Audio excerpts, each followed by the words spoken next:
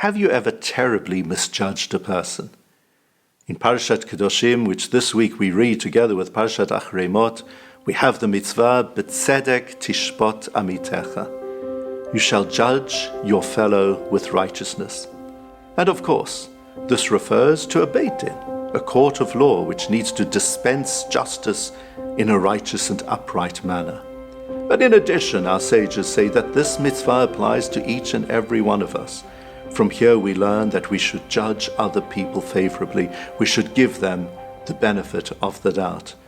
In Pirkei Avot we are taught, Al tadun et chavercha ad shetagia limkomo. Don't judge others until you come to their place, which means we should always appreciate the pressures, the influences, the extenuating circumstances in the lives of others. Those very people whom we're wishing to criticize might very well be far more righteous than we are. Some take it even literally to say, Ad shetagia limkomo, until you come to their place, until you come into their homes, until you're part of the cities, the environment within which they lived. Without really appreciating that, you can't judge others. The Talmud tells us a fascinating anecdote. In Masechet Sanhedrin, Daf Kuf Bet Amud Bet, Rav Ashi, one of our greatest of scholars, was giving a shiur, a lesson to his students on the Malchei Yisrael, the great kings of Israel.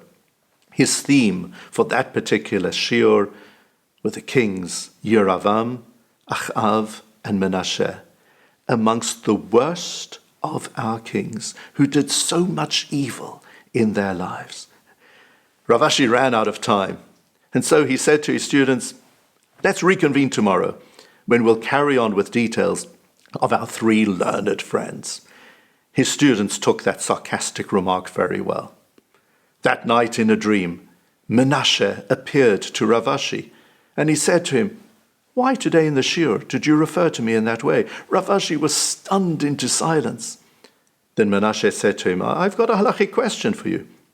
After you make a motzi on bread, for your very first bite, do you go for the piece of bread you like the best, or can you just bite into any part of the bread?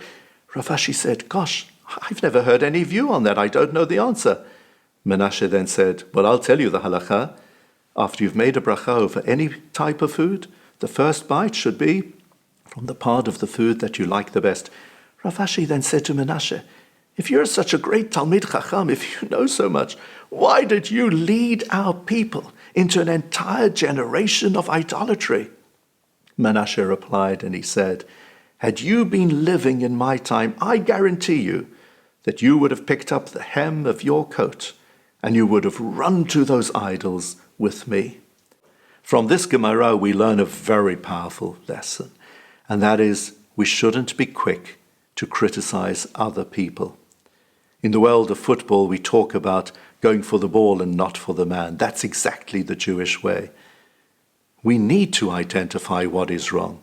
We need to challenge the ills of society. We need to be champions of all that which is right. However, we should leave judging people who perpetrate whatever it is in the hands of the Almighty.